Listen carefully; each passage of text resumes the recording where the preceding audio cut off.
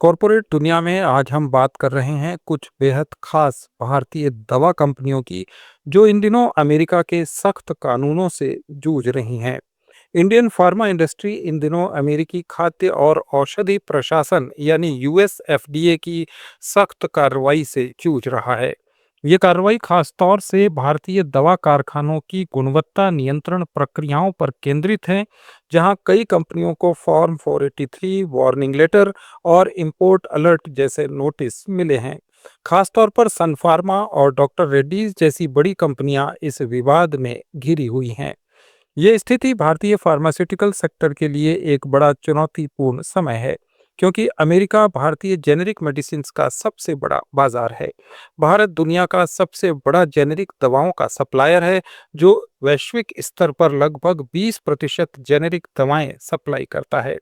2024-25 में भारत का फार्मा निर्यात लगभग 2.5 लाख करोड़ रुपए से ज्यादा था। इसमें अमेरिका की हिस्सेदारी करीब 34% है।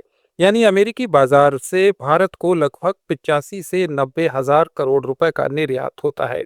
पिछले साल कुल फार्मा एक्सपोर्ट्स 30.47 बिलियन डॉलर यानी लगभग 2.55 लाख करोड़ रुपए तक पहुंच गया था, जो इसके पिछले साल से 9.4% अधिक है।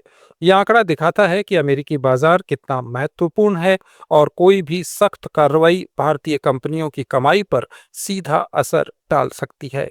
सन फार्मा की हालत सबसे ज्यादा चर्चा में रही है। कंपनी के गुजरात के हलोल प्लांट पर लंबे समय से यूएस एफडीए की नज़र है। पिछले साल जून में हुए इंस्पेक्शन के बाद एफडीए ने इस प्लांट को ऑफिशियल एक्शन इंडिकेटेड यानी ओआईए क्लासिफाई किया। इसके कारण इस पर इंपोर्ट अलर्ट लगा दिया गया।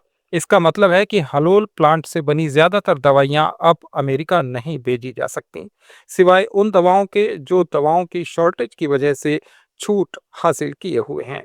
रिपोर्ट्स के अनुसार इस प्लांट में बैक्टीरिया कंटेमिनेशन, मेटल पार्टिकल्स से दूषित दवाएं और स्टेराइल ड्रग्स के लिए जरूरी प्रक्रियाओं का पालन न करने जैसी गंभीर समस्याएं पाई गईं।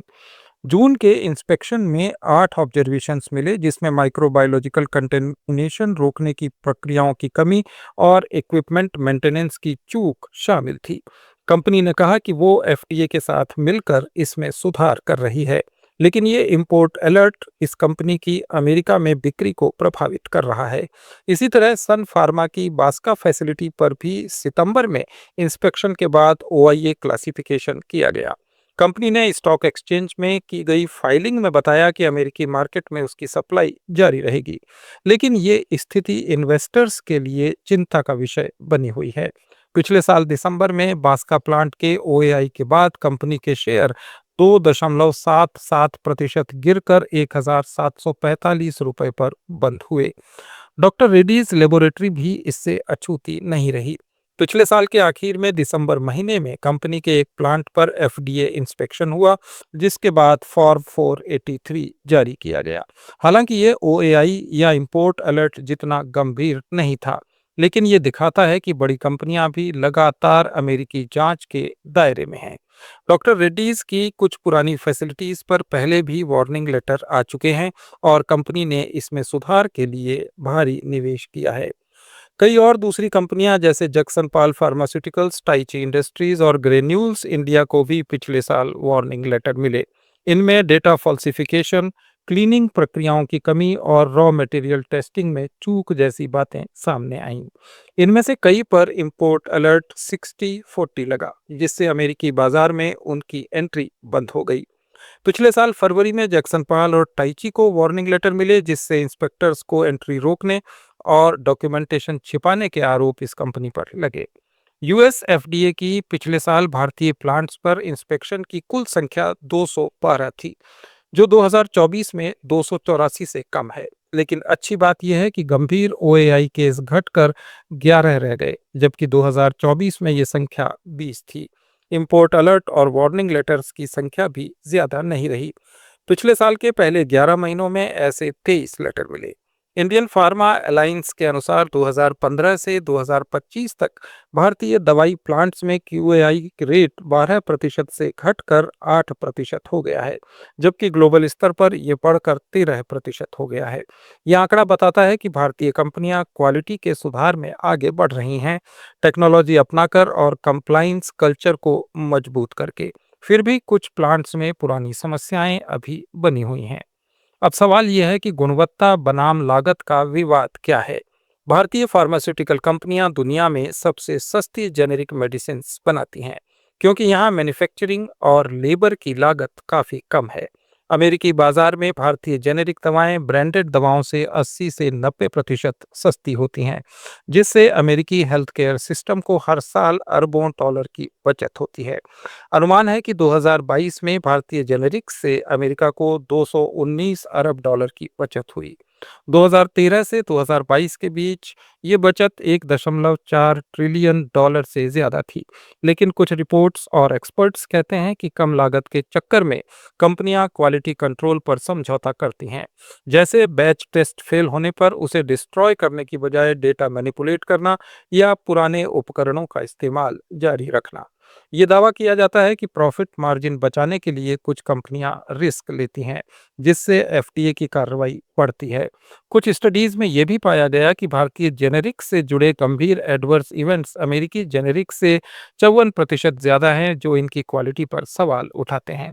दूसरी तरफ भारतीय फार्मा इंडस्ट्री का कहना है कि कम लागत, scale of operations, automation, backward integration और मैनपावर एडवांटेज से आती है, न कि क्वालिटी से समझौता करके। आईपीए ने अमेरिकी रिपोर्ट्स का खंडन किया है, जिसमें कहा गया है कि भारतीय जेनेरिक्स की क्वालिटी खराब है।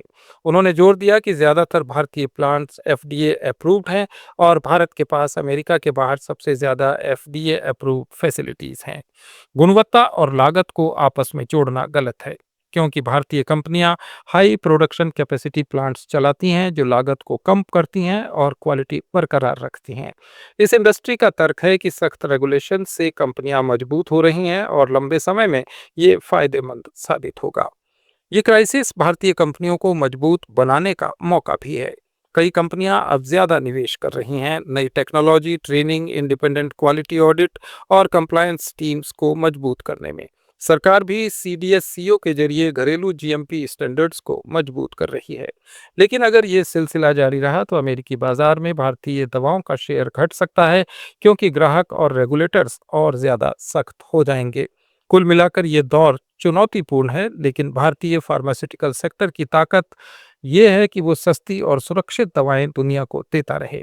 कंपनियां अगर क्वालिटी पर फोकस बढ़ाती हैं तो ये विवाद जल्द खत्म हो सकता है और ये सेक्टर नई ऊंचाइयों पर भी पहुंच सकता है। कॉर्पोरेट दुनिया में आज इतना ही। कॉर्पोरेट सब्जेक्ट्स पर हमारे इस डेली ऑडियो वीडियो शो को रोज देखने के लिए फॉलो करें लेट्स माइक चैनल को। इसे रेडियो पर सुनने के लिए आप लेट्स माइक ऐप भी डाउनलोड कर सकते हैं। जुड़े रहिए लेट्स माइक के साथ।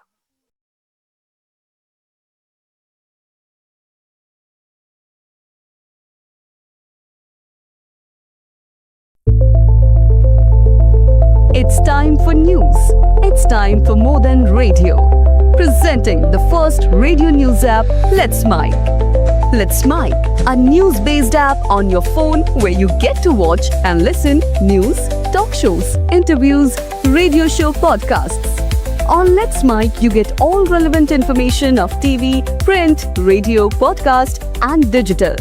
Let's Mike talks about every segment of life.